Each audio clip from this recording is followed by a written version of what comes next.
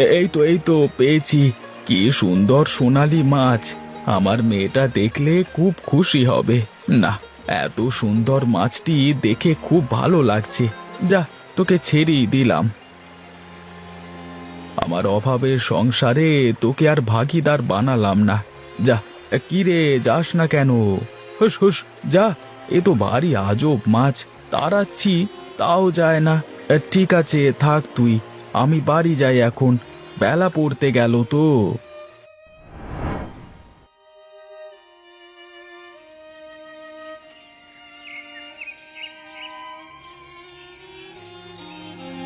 কি গো গোপালদা, এভাবে রোদের মধ্যে মাথায় হাত দিয়ে বসে আছো কেন?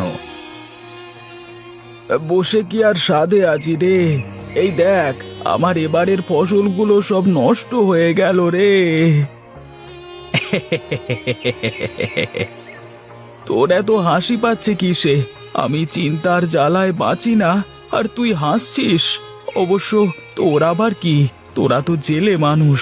ভোরবেলায় যাবি, দু চারটে মাছ মারবি, তারপর বিক্রি করে সারা দিন খাবি আর ঘুরে বেড়াবি। তোদের আর চিন্তা কি? হ্যাঁ, তা তো বটেই। তা বলি কি, তুমিও তো এত বছর ধরে চাষ করলে, তবে কিছু তো করতে পারলে না। আমাদের মতো মাছ ধরতে গেলেও তো সংসারটা চলে নাকি? হ্যাঁ রে, তুই তো ভালো কথাই বললি। দেখি, বাড়ি গিয়ে গিন্নির সাথে কথা বলে দেখি সে কি বলে। সারা বছর আমারও আর এই চাষ করতে মন যাচ্ছে না, শুধু লোকসান আর লোকসান। তাহলে থাকো গোপালদা, আমি এখন আসি, বাজারের দিকে যাই গো। বউ বলেছে তার নতুন হার লাগবে, সেটাই কিনতে যাচ্ছি। হায় রে কপাল, আমি সারা দিন মাঠে কাজ করে পেটের ভাত জোগাতে পারি না, আর ওরা এক বেলা কাজ করে বইয়ের জন্য হার কিনতে যাচ্ছে। না, এবার একটা কিছু করা লাগবে, এভাবে আর বাঁচা সম্ভব না। যাই, এখন বাড়ির দিকে যাই।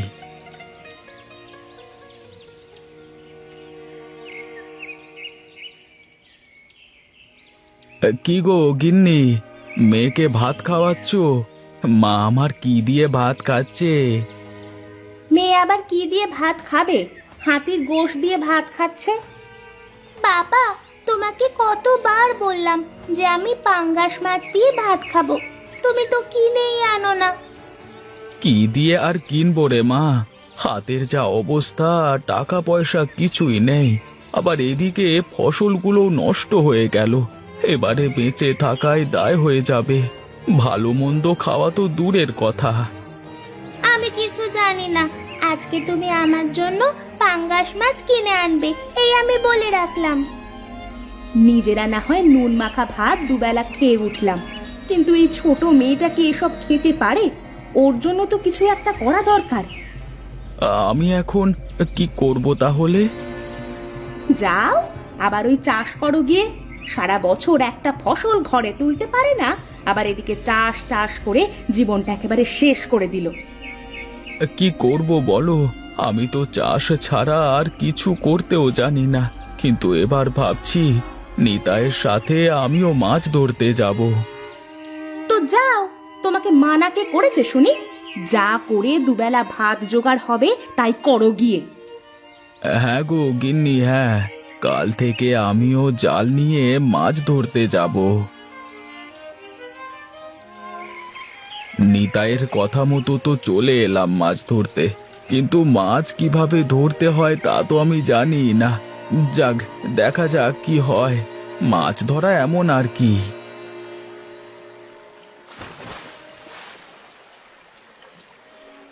না, আর হলো না।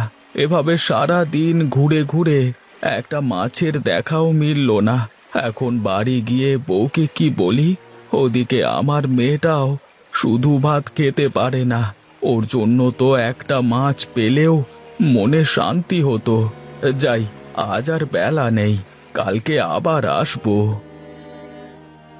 জানতাম, আমি জানতাম যে তুমি এই কাজটাও ঠিক মতো করতে পারবে না। কিন্তু আমি কি করব বলো গিন্নি? সারাদিন নদীতে ঘুরে ঘুরে একটা মাছও চোখে বাঁধলো না। ঘরে কোনো বাজার নেই, সকালে মেয়েটাকে কি দিয়ে ভাত দেব সেই খেয়াল আছে তোমার? আছে গো গিন্নি, আছে।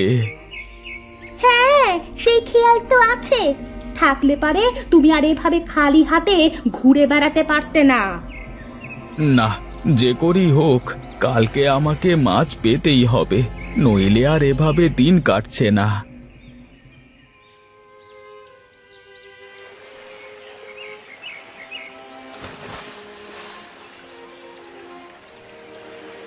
না না, আর পারা গেল না। ওদিকে চাষ করতে গেলে ফসল নষ্ট হয়ে যায়, আর এদিকে মাছ মারতে এলে চালাক মাছগুলো সব পানির নিচে চলে যায়।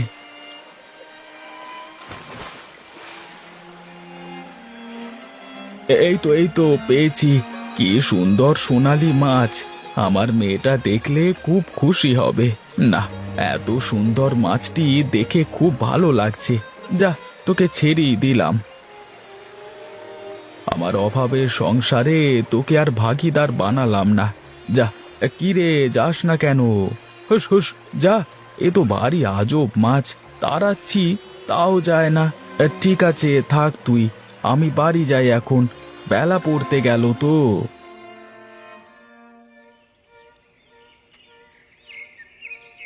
কি রে ভাই, শুনলাম নাকি তুইও মাছ মারতে যাস? তা কথা কি সত্য নাকি? হ্যাঁ রে, দেখতে পাচ্ছিস না, কাঁধে জাল নিয়ে বাড়ি যাচ্ছি। তা না হয় বুঝলাম, কিন্তু তোর হাতে মাছ কই? সে কথা আর বলিস না রে নিতাই, সারাদিন নদীর এদিক ওদিক ঘুরে বেড়াই, কিন্তু কোনো মাছের দেখা পাই না। কি করব বল? মাছ এখন আর ওভাবে পাওয়া যায় না রে। তাহলে? এখন মাছ ধরবার জন্য নতুন জাল উঠেছে বাজারে, সেই জাল নদীতে পেতে তুলে মাছ এমনিতেই জাল ভরে যায়। তা সেই জালের দাম কত করে? প্রতিটা জাল 200 টাকা করে। থাক রে ভাই, থাক তাহলে। অত টাকা দিয়ে আমার কেনবার সামর্থ্য নেই। থাক তুই, আমি আসি তাহলে।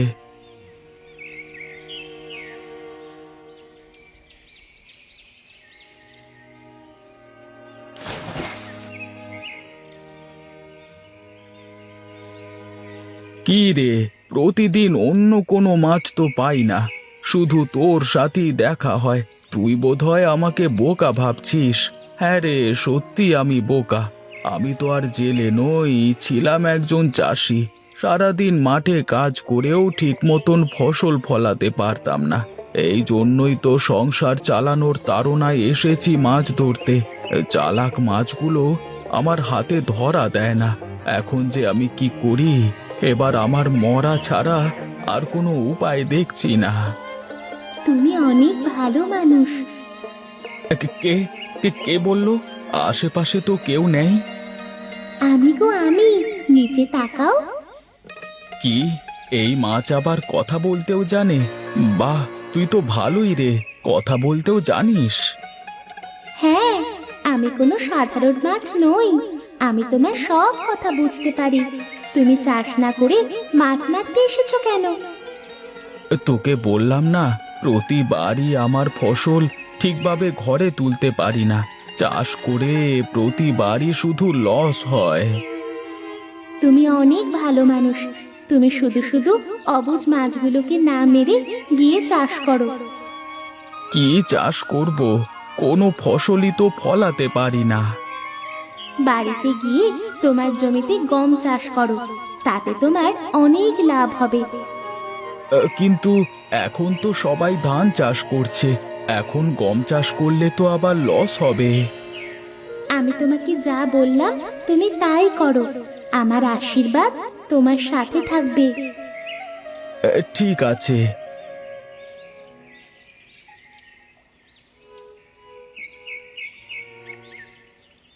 সোনালি মাছের কথা মতো গম বুনে দিলাম, এখন অপেক্ষার পালা।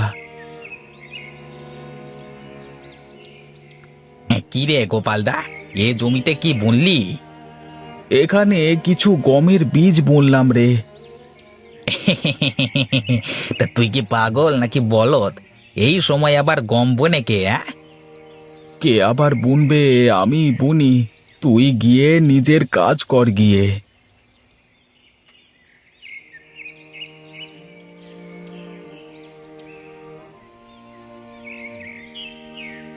কি গো গিন্নি, ভাত কি রেঁধেছো নাকি?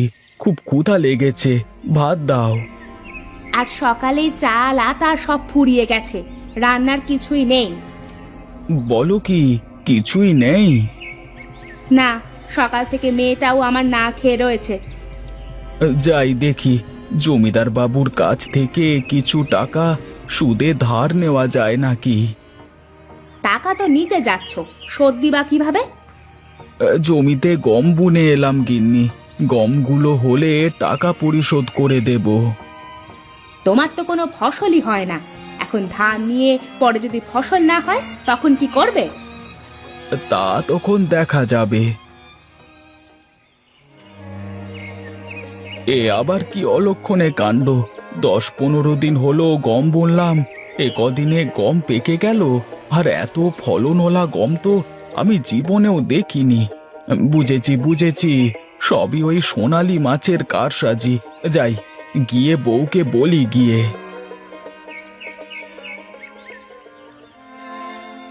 গিন্নি, ও গিন্নি, কোথায় গেলে গো তোমরা? তাড়াতাড়ি এদিকে এসো। কি হয়েছে, এত ডাকাডাকি করছো কেন? এবার আমাদের ভাগ্য খুলে গেছে গো গিন্নি। কি হয়েছে তা তো বলবা। হে, তোমাকে না বলেছিলাম জমিতে গম বুনেছি, সেই গম এ কদিনেই বড় হয়ে পেকে গেছে, আর ফলনও হয়েছে খুব। তাই নাকি? তাহলে তো খুব ভালো হয়েছে, আর আমাদের কোনো অভাব থাকবে না। তাহলে বাবা আমার জন্য পাঙ্গাস কিনবে এবার? হ্যাঁ রে মা, হ্যাঁ, এবার তোর জন্য বাজারের সব থেকে বড় পাঙাশটি নিয়ে আসবো। তাহলে থাকো তোমরা, গমগুলো আবার বাজারে বিক্রি করতে হবে, অনেক কাজ। আমি যাই এখন। হ্যাঁ, যাও যাও।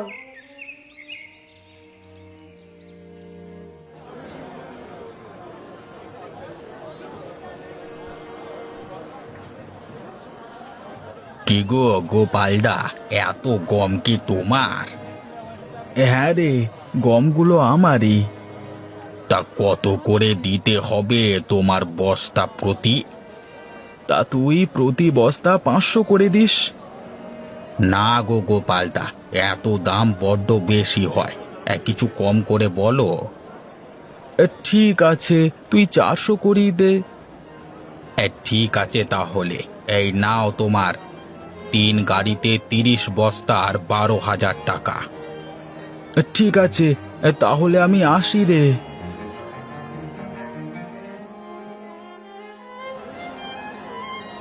এই যে নিতাই, এই বড় পাঙাশগুলো কত করে রে? এগুলো গোপালদা বড় পাঙাশ, এগুলো তো 100 করে বিক্রি করছি। ঠিক আছে, আমাকে দুটো দিয়ে দে তো। এই নাও। এই নে তোর 200 টাকা। আসি রে নিতাই। ঠিক আছে দাদা, এসো।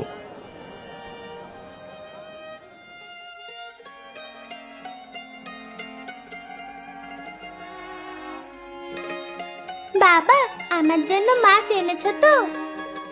হ্যাঁ রে মা, তোর জন্য বাজারের সব থেকে বড় পাঙাশ এনেছি। গিন্নি, এই নাও, বাজারগুলো নিয়ে যাও। গম কত টাকায় বিক্রি করলে গো? এই তো 12,000 টাকায়। কি, এত টাকা? হ্যাঁ গো হ্যাঁ, এবার থেকে আর আমাদের কোনো অভাব নেই।